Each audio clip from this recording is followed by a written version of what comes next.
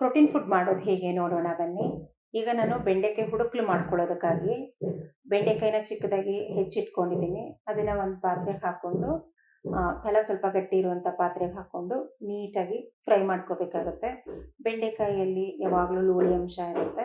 ಅದನ್ನು ನೀಟಾಗಿ ಫ್ರೈ ಮಾಡಿಕೊಂಡ್ರೆ ಮಾತ್ರ ನಾವು ಮಾಡೋ ಹುಡುಕ್ ಪಲ್ಯಕ್ಕೆ ಉದುದ್ರಾಗಿ ಸಿಗೋದಕ್ಕೆ ಸಾಧ್ಯ ಆಗುತ್ತೆ. ಇಲ್ಲ ಅಂತ ಹೇಳಿದ್ರೆ ಪಲ್ಯ ಅಂಟಂಟಾಗ್ಬಿಡುತ್ತೆ. ಇವಾಗ ನೋಡಿ, ಒಂದು 3/4 ಸ್ಪೂನಷ್ಟು ಉಪ್ಪಿನ ಪುಡಿಯನ್ನು ಹಾಕ್ಕೊಳ್ತಾ ಇದ್ದೀನಿ. ಇವಾಗ ನೀಟಾಗಿ ಅದನ್ನು ಫ್ರೈ ಮಾಡ್ಕೋಬೇಕಾಗುತ್ತೆ. ಈಗ ನಾವು ಮಾಡ್ತಿರೋದೇ ಪ್ರೋಟೀನ್ ಫುಡ್ ಆಗಿರೋದ್ರಿಂದ ನಾನು ಮೊಟ್ಟೆನ ಬೇಯಕ್ಕೆ ಇಟ್ಕೊಂಡಿದ್ದೀನಿ. 2 ಮೊಟ್ಟೆ ಸಾಕಾಗುತ್ತೆ, ಹಾಗಾಗಿ ನಾನು 2 ಮೊಟ್ಟೆನ ಇಟ್ಟಿದ್ದೀನಿ. ಅದಕ್ಕೆ ಮೊಟ್ಟೆ ಮುಳುಗುವಷ್ಟು ನೀರು ಹಾಕ್ತಾ ಇದ್ದೀನಿ. ಈ ಮೊಟ್ಟೆ, ಬೆಂಡೆಕಾಯಿ ಈ ಥರದ್ದೆಲ್ಲ ತಿನ್ನೋದ್ರಿಂದ ನಮಗೆ ಪದೇ ಪದೇ ಹಸಿವಾಗ್ತಿದೆ ಅನ್ಸೋದಿಲ್ಲ. ಈಗ ಸ್ಟವ್ ಹಚ್ಚಿದೆ, ಮೊಟ್ಟೆ ಬೇಯ್ತಾ ಇದೆ ನೋಡಿ. ಈ ಥರ ಲೋಳಿ ಅಂಶ ಎಲ್ಲ ಹೋಗುತ್ತೆ. ಆರಂಭದಲ್ಲಿ ಸ್ವಲ್ಪ ಗಟ್ಟಿ ಗಟ್ಟಿ ಥರ ಫೀಲ್ ಆಗುತ್ತೆ, ಆಮೇಲೆ ಹೋಗ್ತಾ ಹೋಗ್ತಾ ಅದು ಆ ಥರ ಲೋಳಿ ಬಿಟ್ಕೊಂಡಿದ್ದೆಲ್ಲ ಸರಿ ಹೋಗುತ್ತೆ. ಈಗ ಪಕ್ಕಕ್ಕೆ ಇಟ್ಕೊಂಡೆ. ಒಗ್ಗರಣೆಗೋಸ್ಕರ ಒಂದು ಬಾಣಲಿ ತೊಗೊಂಡಿದ್ದೀನಿ. ಇದು ಕಬ್ಬಿಣದ ಬಾಣಲಿ ಮತ್ತು ತುಂಬ ಹೆವಿ ಇದೆ, ಹಾಗಾಗಿ ನಾನು ಇದೇ ಬಾಣಲಿ ತೊಗೊಳ್ತೀನಿ. ಹೆಚ್ಚು ಹೊತ್ತು ನಾನು ಫ್ರೈ ಮಾಡಬೇಕಂದ್ರೆ ಇದೇ ಬಾಣಲಿನ ನಾನು ತೊಗೊಳ್ತೀನಿ. ಈಗ ಬಾಣಲಿ ಇಟ್ಕೊಂಡಿದ್ದೀನಲ್ವ, ಅದು ಕಾದಿದೆ. ಇದು ಹುಡುಕ್ ಪಲ್ಯ ಆಗಿರೋದ್ರಿಂದ ಒಂದು 2 ಸ್ಪೂನ್ ಎಣ್ಣೆ ಹಾಕೋಬೇಕಾಗತ್ತೆ.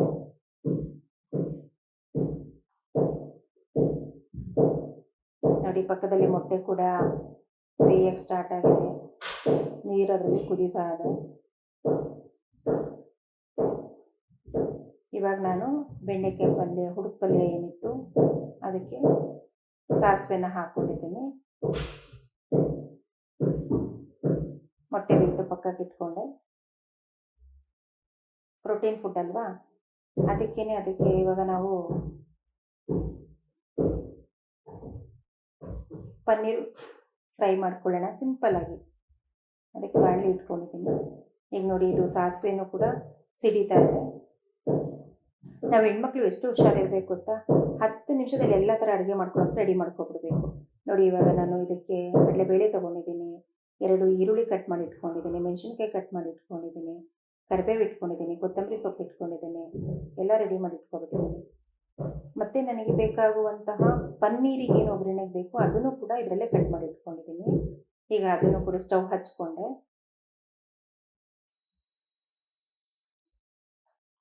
ನಮಗೆ ಅಡುಗೆಗಳು ದಿಢೀರಂತ ಆಗಬೇಕು, ಸಮಯ ವೇಸ್ಟ್ ಆಗಬಾರ್ದು.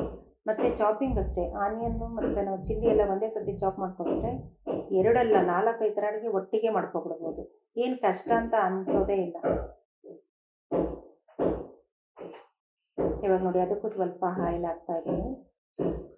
ಈ ಪನ್ನೀರನ್ನ ಮುಂಚೆನೇ ಬೇಕಿದ್ರೂ ನಾವು ಫ್ರೈ ಮಾಡಿ ಎತ್ತಿಟ್ಕೋಬಹುದು, ಆದರೆ ನಾನು ಏನು ಪನ್ನೀರನ್ನ ಮುಂಚೆನೇ ಏನು ಫ್ರೈ ಮಾಡಿ ಎತ್ತಿಟ್ಟಿಲ್ಲ.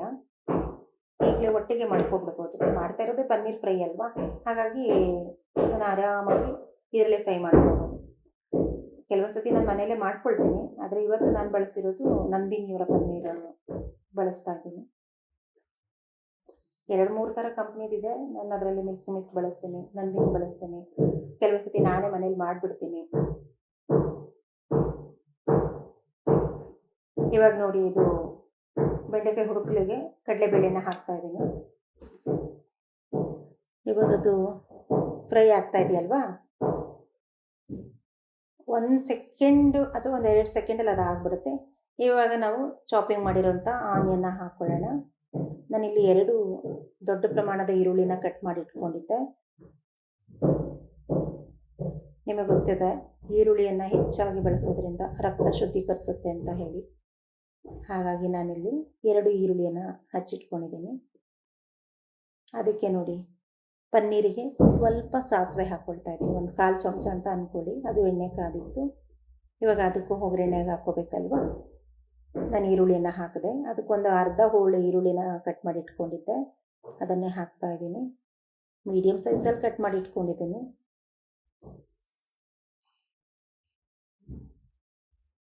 ಇವಾಗ ಅದಕ್ಕೂ ಮೆಣಸಿನ್ಕಾಯಿ ಹಾಕಿದ್ದೀನಿ, ಈ ಪಲ್ಯಕ್ಕೂ ಮೆಣಸಿನ್ಕಾಯಿ ಹಾಕಿದ್ದೀನಿ. ಏನು ಇವಾಗ ನಾವು ಬೆಂಡೆಕಾಯಿ ಹುಡುಕಲು ಮಾಡ್ತಾಯಿದ್ದೀವಿ, ಅದಕ್ಕೂ ಮೆಣಸಿನ್ಕಾಯಿ ಹಾಕಿದೆ. ಹಾಗೆಯೇ ಪನ್ನೀರಿಗೂ ಮೆಣಸಿನ್ಕಾಯಿ ಹಾಕಿದ್ದೀನಿ. 2 ಒಗ್ಗರಣೆ ಮಾಡ್ತಾ ಇರೋದ್ರಿಂದ ಸ್ವಲ್ಪ ಗಮನದಲ್ಲಿ ಇಟ್ಕೋಬೇಕಾಗತ್ತೆ. ಇವಾಗ ಇದಕ್ಕೆ ಕರಿಬೇವು ಹಾಕ್ತಾ ಇದ್ದೀನಿ, ಹಾಗೆ ಅದಕ್ಕೂ ಕೂಡ ಕರಿಬೇವನ್ನ ಹಾಕ್ತಾ ಇದ್ದೀನಿ.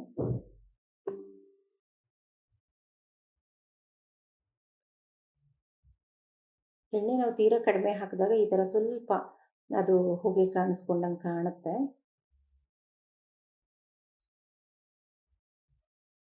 ನೋಡಿ ಫ್ರೈ ಆಗ್ತಾ ಇದೆ. ಹಸಿ ವಾಸನೆ ಎಲ್ಲ ಹೋಗಬೇಕು, ಈರುಳ್ಳಿದು, ಮೆಣಸಿನ್ಕಾಯಿದು, ಮತ್ತು ನಾವೇನು ಕರಿಬೇವು ಹಾಕಿರ್ತೀವಿ ಅದರ ಪರಿಮಳ ಹಾಗೆ ಬಿಡೋದಕ್ಕೆ ಸ್ಟಾರ್ಟ್ ಆಗಬೇಕು.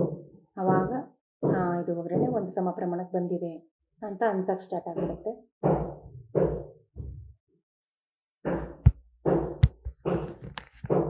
ಇವಾಗ ನೋಡಿ ಹಾಗೆ ಫ್ರೈ ಆಗ್ತಾ ಇದೆ. ಅದು ಅಷ್ಟೇ, ಪನ್ನೀರ್ನ ನಾವು ತುಂಬ ಪ್ರೋಟೀನ್ ಇರುವಂಥ ಫುಡ್ ಅಂತ ಹೇಳ್ತೀವಿ. ಈಗ ನಾನು ಸ್ವಲ್ಪ ಶುಂಠಿನ ತೊಗೊಂಡು ಅದಕ್ಕೆ ತುರಿದು ಹಾಕ್ತಾ ಇದ್ದೀನಿ. ಪನ್ನೀರ್ ಡ್ರೈ ಏನು ಮಾಡ್ತಾ ಇದ್ದೀವಿ ಅದಕ್ಕೆ ನಾನು ಸ್ವಲ್ಪ ಶುಂಠಿನ ತುರಿದು ಹಾಕ್ಕೊಳ್ತಾ ಇದ್ದೀನಿ. ಶುಂಠಿ ಹಾಕೋದ್ರಿಂದ ಆರೋಗ್ಯಕ್ಕೆ ತುಂಬ ಒಳ್ಳೆಯದು. ನಮಗೆ ತುಂಬ ಬಾಯಿ ಒಂಥರ ಆಗ್ತಾಯಿದೆ, ಬಾಯಲ್ಲಿ ಒಂಥರ ನೀರು ಬಂದಂಗೆ ಆಗ್ತಿದೆ, ಅಥವಾ ಏನೋ ಹಿಂಸೆ ಆಗ್ತಿದೆ, ಊಟ ಮಾಡೋಕ್ಕೆ ಸರಿ ಆಗ್ತಿಲ್ಲ ಅಂತೆಲ್ಲ ಅನ್ನಿಸ್ದಾಗ ನಾವೇನು ಮಾಡಬೇಕು ಅಂತ ಹೇಳಿದ್ರೆ ಒಂಚೂರು ಶುಂಠಿನ ಬಾಯಿಗೆ ಹಾಕ್ಕೋಬೇಕು. ಆ ಕಫನೂ ಕೂಡ ಕರಗುತ್ತೆ. ನೋಡಿ ಇವಾಗ ಬೆಳ್ಳುಳ್ಳಿ ಚಿಚ್ಚಿ ಹಾಕ್ಕೊಂಡೆ ನಾನು ಅದಕ್ಕೆ.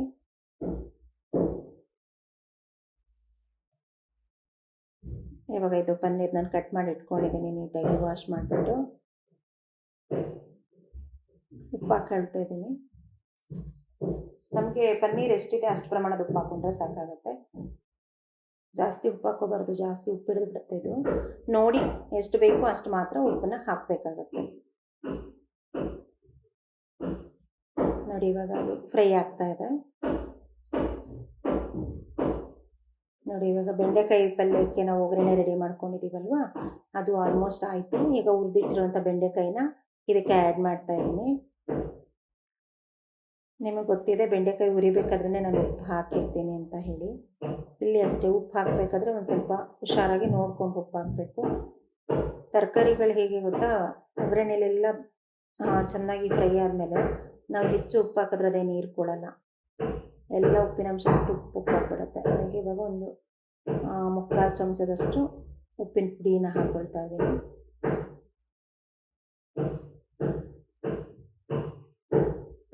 ನೋಡಿ ಅದು ಫ್ರೈ ಮಾಡಬೇಕಾದ್ರೆ ನಿಮಗೆ ಗೊತ್ತಾಗ್ತಾ ಇದೆ ಲೋಳಿ ಅಂಶ ಎಲ್ಲ ಕಡಿಮೆ ಆಗಿದೆ. ಈ ಥರ ಇದ್ದರೆ ಮಾತ್ರ ಬೆಂಡೆಕಾಯಿ ಹುಡುಕಲು ತುಂಬ ರುಚಿಯಾಗುತ್ತೆ. ಬೆಂಡೆಕಾಯಿ ಹುಡುಕಲ ಜೊತೆಗೆ ಬಿಸಿ ಅನ್ನ ಮಾಡ್ಕೊಬಿಟ್ಟು ಒಂದು ಸ್ವಲ್ಪ ತುಪ್ಪ ಉಪ್ಪು ಹಾಕ್ಕೊಂಡು ಇದನ್ನು ಕಲಿಸ್ಕೊಂಡು ತಿಂದ್ಬಿಟ್ರೆ ಅಂತೂ ಸಕ್ಕತ್ತಾಗಿರುತ್ತೆ. ಇದನ್ನು ನಾನು ಎಲ್ಲಿ ನೋಡ್ಕೊಂಡು ಕಲ್ತ್ಕೊಂಡಿದ್ದೆ ಅಂತ ಹೇಳಿದ್ರೆ, ನಾವು ತಮಿಳ್ನಾಡಿಗೆ ದೇವಸ್ಥಾನಕ್ಕೆ ಹೋಗಿದ್ವಿ.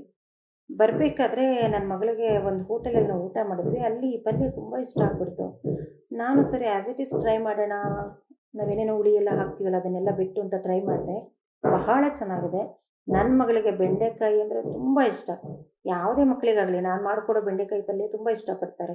ನನ್ನ ಮಗಳು ಕ್ಲಾಸಿಗೆಲ್ಲ ತೊಗೊಂಡೋಗಿ ಹೇಳ್ತಾಳೆ, ಅಮ್ಮ ನನ್ನ ಫ್ರೆಂಡ್ಸಿಗೆಲ್ಲ ತುಂಬ ಇಷ್ಟ ಆಯಿತು ಅಮ್ಮ, ಇವತ್ತು ಸ್ವಲ್ಪ ಜಾಸ್ತಿ ಹಾಕಿ ಬಾಕ್ಸಿಗೆ ಅಂಥೇಳಿ. ಅದು ತುಂಬ ಇಷ್ಟ ಆಗುತ್ತೆ. ಒಂಥರ ಈರುಳ್ಳಿ ಎಲ್ಲ ಜಾಸ್ತಿ ಹಾಕಿರ್ತೀವಲ್ಲ, ಫ್ರೈ ಮಾಡಿದಾಗ ಏನೋ ಒಂದು ತಿಂಡಿಯನ್ನು ಬೇಯಿಸ್ಕೊಂಡು ತಿಂತಾ ಇದ್ದೀವೇನೋ, ಈರುಳ್ಳಿ ಬಜ್ಜಿ, ಈರುಳ್ಳಿ ಬೋಂಡ ಆ ಥರ ಒಂದು ಟೇಸ್ಟ್ ಕೊಡುತ್ತೆ. ನನಗೂ ಹೇಳ್ತಾ ಇರಬೇಕಾದ್ರೆ ವಾಯ್ಸ್ ಓವರ್ ಕೊಡಬೇಕಾದ್ರೇ ಇನ್ನೊಂದು ಸಲ ಮಾಡ್ಕೊಂಡು ತಿನ್ಬೇಕನ್ನುವಷ್ಟು ಬಾಯಲ್ಲಿ ನೀರು ಬರ್ತಾ ಇದೆ. ನಮಗೆ ತುಂಬ ಇಷ್ಟ ಆಗುತ್ತೆ. ನೀವೊಂದು ಸಲ ಮಾಡ್ಕೊಂಡು ತಿನ್ನಿ, ಗೊತ್ತಾಗುತ್ತೆ ಎಷ್ಟು ಚೆನ್ನಾಗಿದೆಯಪ್ಪ ಇದು ಅಂತ ಹೇಳಿ. ತುಂಬ ಸಿಂಪಲ್ಲು, ಇಂಗ್ರೀಡಿಯೆಂಟ್ಸು ಏನು ಜಾಸ್ತಿ ಹಾಕಬೇಕಂತಿಲ್ಲ. ನೋಡಿ ಅಲ್ಲಿ ಪನ್ನೀರು ಅಷ್ಟೇ ಆ ಕಡೆ ಈ ಕಡೆ ಮಗ್ಚ್ತಾ ಇದ್ದೀನಿ, 2 ಕಡೆ ಫ್ರೈ ಆಗಬೇಕಲ್ಲ ಅಂತ ಹೇಳಿ. ಇದು ಅಷ್ಟೇ ಬೆಂಡೆಕಾಯಿನು. ಯಾಕಂದರೆ ಸ್ವಲ್ಪ ಜಾಸ್ತಿ ಬಿಟ್ಬಿಟ್ರೆ ನಮ್ಮದು ಇದು ಕಬ್ಬಿಣದ ಬಾಣಲಿ ಆಗಿರೋದ್ರಿಂದ ಸಿಯೋ ಚಾನ್ಸಸ್ ಇರುತ್ತೆ. ಹಾಗಾಗಿ ನಾನು ಆಗಾಗ ಅದರ ತಿರುಗಿಸ್ತಾನೇ ಇರ್ತೀನಿ. ನನಗೆ ಸ್ವಲ್ಪ ಇದರಲ್ಲಿ ಬೆಳಕಿನ ಪ್ರಾಬ್ಲಮ್ ಆಗಿದೆ, ನೋಡಿದ್ರೆ ಗೊತ್ತಾಗ್ತಾ ಇದೆ. ಬ್ಲೂಯಿಶ್ ಆಗಿ ಯಾಕೋ ಲೈಟ್ ಎಲ್ಲ ಹತ್ಕೊಂಡಿದೆ. ಈಗ ಎರಡೂ ಕಡೆ ಕೊತ್ತಂಬರಿ ಹಾಕ್ತಾ ಇದ್ದೀನಿ. ಬೆಂಡೆಕಾಯಿ ಪಲ್ಯಕ್ಕಿರ್ಬೋದು, ಪನ್ನೀರಿಗಿರಬಹುದು. ಅದನ್ನು ಇವಾಗ ನೀಟಾಗಿ ಆ ಕಡೆ ಈ ಕಡೆ ಹಾಕಿದ್ಮೇಲೆ ಒಂದ್ಸಲ ತಳ ಹಿಡಿಬಾರ್ದಂತೇಳಿ ನೋಡಿ, ಇದು ಚಾಕುನ ಬಿಸಿ ಮಾಡೋದಕ್ಕೆ ಇಟ್ಟಿದ್ದೀನಿ. ಏನಕ್ಕೆ ಅಂದರೆ ಪನ್ನೀರ್ ಇರಲಿ, ಮಶ್ರೂಮ್ ಇರಲಿ ಅಥವಾ ನಾನ್ ವೆಜ್ ಇರಲಿ, ಇಂಥ ಅಡುಗೆಗಳು ಮಾಡಿದಾಗ ಅದರಲ್ಲಿ ಕಬ್ಬಿಣಾಂಶದ ಇರೋಲ್ಲ. ಅಂಥ ಸಂದರ್ಭದಲ್ಲಿ ನಾವು ಏನು ಮಾಡಬೇಕಂತ ಹೇಳಿದರೆ, ಒಂದು ಚಾಕನ್ನ ಸ್ಟವ್ ಮೇಲೆ ಕಾಯಕ್ಕಿಟ್ಟು, ಅದಕ್ಕೆ ಅಂತ ಒಂದು ಸಪ್ರೇಟ್ ಚಾಕು ಇಟ್ಕೋಬೇಕು. ಅದನ್ನು ಕಾಯಕ್ಕಿಟ್ಬಿಟ್ಟು ಒಂದು ಸತಿ ನಾವೇನು ಅಡುಗೆ ಮಾಡಿರ್ತೀವಿ, paneer, mushroom or chicken, mutton ಏನಾದರೂ ಅಂಥದ್ರೊಳಗಡೆ ಹಾಕಿದಾಗ ಹೊಟ್ಟೆ ನೋವು ನಮಗೆ ಬರುತ್ತಲ್ವ, ಅದು ಬರಲ್ಲ. ಕೆಲವೊಂದು ಫುಡ್ನ ನಾವು ಡೈಲಿ ತಿನ್ನಲ್ಲ, ಯಾವಾಗಲೂ ಒಂದಿನ ತಿಂತೀವಿ. ಆ ದಿನ ಮಾತ್ರ ಹೊಟ್ಟೆ ನೋವು ಕಾಣಿಸ್ಕೊತಾ ಇರುತ್ತೆ. ಕಾರಣ ಏನಂತ ಹೇಳಿದರೆ, ಅದು ಕಬ್ಬಿಣಾಂಶ ಇರೋದಿಲ್ಲ, ಆ ಕಾರಣದಿಂದಾಗಿ.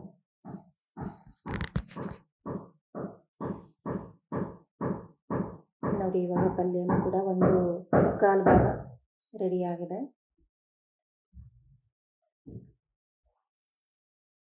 ಪನ್ನೀರು ಕೂಡ ರೆಡಿಯಾಗಿದೆ. ಈಗ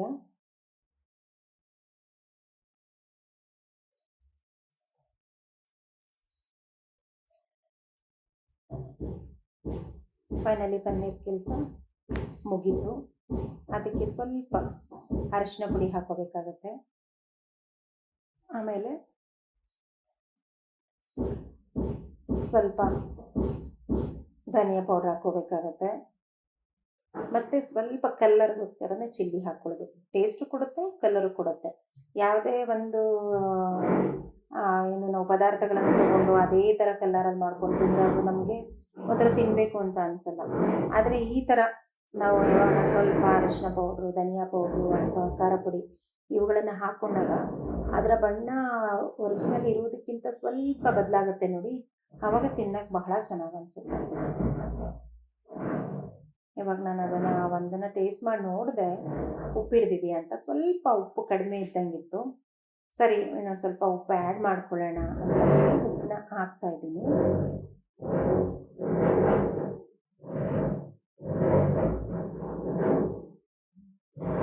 ಈ ಥರ ಫ್ರೈ ಮಾಡ್ಕೋಬೇಕಾಗತ್ತೆ.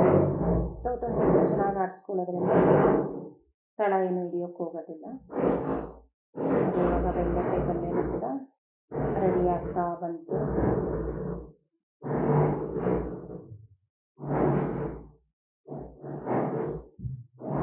ಒಂದು ಈರುಳ್ಳಿ, ಒಂದು ಟೊಮಾಟೊ ಈ ಥರದ್ದೆಲ್ಲ ಕಟ್ ಮಾಡಿ ಇಟ್ಕೊಂಡ್ರೆ ಇನ್ನೂ ಒಂಥರ ಅಡುಗೆಗಳನ್ನು ಕೂಡ ತುಂಬ ಈಸಿಯಾಗಿ ಮಾಡ್ತಾ ಹೋಗ್ಬೋದು. ಏನಕ್ಕೆ ಅಂತ ಹೇಳಿದ್ರೆ, ನಾವು ತರಕಾರಿನ ಈಗ 2-3 ತರಕಾರಿ ಇರುತ್ತೆ, ಕಟ್ ಮಾಡಿ ಇಟ್ಕೊಬಿಡ್ಬೇಕು. ಮತ್ತು ಈರುಳ್ಳಿ, ಟೊಮೊಟೊ, ಮೆಣಸಿನ್ಕಾಯಿ ಒಂದೇ ಥರ ಬಳಸೋಕ್ಕೆ ಸ್ಟಾರ್ಟ್ ಮಾಡ್ತೀವಿ. ಹಾಗೆ ಒಗ್ಗರಣೆಯಲ್ಲಿ ಇಟ್ಕೊಂಡು ಮಾಡ್ಕೊಂಡು ಹೋದರೆ 2-3 ಐಟಮ್ನ ಎಟ್ ಎ ಟೈಮ್ ಮಾಡೋಕ್ಕೆ ಆರಂಭಿಸ್ಬಿಡ್ಬೋದು. ಇವಾಗ ನೋಡಿ, ಪನ್ನೀರ್ ರೆಡಿ ಆಯಿತು.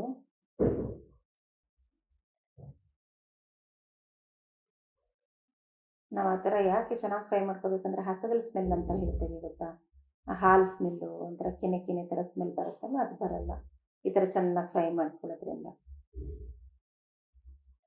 ಇವಾಗ ನೋಡಿ, ಬೆಂಡೆಕಾಯಿ ಪಲ್ಯನೂ ಕೂಡ ರೆಡಿ ಆಯಿತು. ಆ ಕಡೆ ಪನ್ನೀರು ರೆಡಿ ಆಯಿತು, ಈ ಕಡೆ ಬೆಂಡೆಕಾಯಿ ಹುಡುಕು ಪಲ್ಯ ಅಂತೂ ಸೂಪರಾಗಿ ರೆಡಿಯಾಗಿದೆ. ಈ ಬೆಂಡೆಕಾಯಿ ಹುಡುಕಲನ್ನು ಎತ್ತಿಟ್ಕೋತಾ ಇದ್ದೀನಿ. ಪನ್ನೀರು ಇದನ್ನ ಎತ್ತಿಟ್ಕೊಂಡೆ. ಈಗ ಬೆಂಡೆಕಾಯಿ ಹುಡುಕಲ್ ಪಲ್ಯ ಏನಿದೆ ಇದನ್ನ ಎತ್ತಿಟ್ಕೊಂಡೆ. ಇವಾಗ ಚಪಾತಿನ ಮಾಡ್ತಾಯಿದ್ದೀನಿ. ಇದನ್ನು ನಾನು ಆಲ್ರೆಡಿ ಒಂದು ಸತಿ ಒತ್ತಿಬಿಟ್ಟು ಆಮೇಲೆ ಮತ್ತೆ ಡಬಲ್ ಫೋಲ್ಡ್ ಮಾಡೋದ್ರಿಂದ ನಾನು ಶೇಪೇನು ಹಂಗೆ ಹಿಂಗೆ ಅಂತ ನೋಡೋಕ್ಕೆ ಹೋಗಲ್ಲ. ಟ್ರಯಾಂಗಲ್ ಶೇಪಲ್ಲೇ ನಾನು ಆಲ್ಮೋಸ್ಟ್ ಮಾಡೋದು ಅದೇ ಥರ ಇರುತ್ತೆ. ಈಗ ನೋಡಿ, ಬಬಲ್ಸ್ ಥರ ಬರ್ತಾ ಇದೆಯಲ್ಲ, ಆವಾಗ ಸ್ವಲ್ಪ ಆಯಿಲ್ ಹಾಕೋಬೇಕಾಗತ್ತೆ. ಸುಡ್ತಾ ಇರುತ್ತೆ, ಹುಷಾರು. ನಾನು ಕೈಯಲ್ಲೇ ಆಲ್ಮೋಸ್ಟ್ ತಿರುಗಿಸೋದು ಅದನ್ನೆಲ್ಲ ಮಾಡಬೇಕಂದ್ರೆ ಸ್ವಲ್ಪ ನನಗೆ ನನ್ನ ವೆದರು ಅಂದರೆ ನನ್ನ ಒಂದು ಇದು ಕೋಲ್ಡ್ ಥರ ಇರುತ್ತೆ ನನಗೆ. ಹಾಗಾಗಿ ಬಿಸಿ ಎಲ್ಲ ಮುಟ್ಟಿದ್ರೆ ಏನು ಬಿಸಿ ಥರ ಫೀಲ್ ಆಗಲ್ಲ. ನೋಡಿಕೊಂಡು ನಾನು ಯಾವಾಗಲೂ ಕೈಯಲ್ಲೇ ಮಾಡ್ತೀನಿ. ನನಗದೇ ಈಸಿ ಅಂತ ಅನಿಸುತ್ತೆ. ಆಮೇಲೆ ಏನು ಗೊತ್ತಾ, ನಾವು ಸ್ವಲ್ಪ ಬಿಸಿನ ಬೆಳಗ್ಗೆ ಟೈಮು ಅಥವಾ ಸಂಜೆ ಟೈಮು ಬಿಸಿ ಅಂಶನ ಮುಟ್ಟೋದ್ರಿಂದ ನಮ್ಮ ದೇಹಕ್ಕೆ ಬಹಳ ಒಳ್ಳೆಯದು. ಅಂದರೆ ನಮ್ಮ ದೇಹದಲ್ಲಿ ಅಗ್ನಿ ಇರುತ್ತೆ ಗೊತ್ತಾ, ಅಗ್ನಿ ಸ್ಪರ್ಶ ಅಂತ ಹೇಳ್ತೇವೆ. ಅದು ನಮ್ಮ ದೇಹದಲ್ಲಿರುವ ಅಗ್ನಿಗೆ ನಾವು ಅಗ್ನಿಯನ್ನು ಮುಟ್ಕೊಂಡಾಗ ಅದು ಇನ್ನೊಂದು ಸ್ವಲ್ಪ ಪವರ್ಫುಲ್ ಆಗುತ್ತೆ, ಬೆಚ್ಚಗಿರೋದಕ್ಕೆ ಸಾಧ್ಯ ಆಗುತ್ತೆ. ಹೃದಯಕ್ಕಂತೂ ತುಂಬ ಒಳ್ಳೆಯದು, ಕೈ ಬೆಚ್ಚಗಿರಬೇಕು. ಅದಕ್ಕೆ ನಾವು ಏನಾದರೂ ಫ್ರೈಯರ್ ಮಾಡಿದಾಗ ಕೈ ಉಜ್ಕೊಳ್ಳೋದು. ನೋಡಿ ಇವಾಗ ಪ್ರೋಟೀನ್ ಫುಡ್ ರೆಡಿಯಾಗಿದೆ. ಬೆಂಡೆಕಾಯಿ ಹುಡುಕ್ಲಿರಬಹುದು, ಪನ್ನೀರ್ ಡ್ರೈ ಇರ್ಬೋದು, ಮೊಟ್ಟೆ ಇರಬಹುದು, ಚಪಾತಿ ಇರ್ಬೋದು. ಈ ಥರ ಹೆಚ್ಚಿನ ಅಡುಗೆಗಳಿಗಾಗಿ ನೋಡ್ತಾ ಇರಿ ಟೈಲೇಶ್ವರಿ 27. ಸಬ್ಸ್ಕ್ರೈಬ್ ಮಾಡ್ಕೊಳ್ಳಿ. ಯಾವ ಥರ ಅಡುಗೆ ಬೇಕು ಕಮೆಂಟ್ ಮಾಡಿ, ಇಷ್ಟ ಆದಲ್ಲಿ ಶೇರ್ ಮಾಡಿ. Thank you.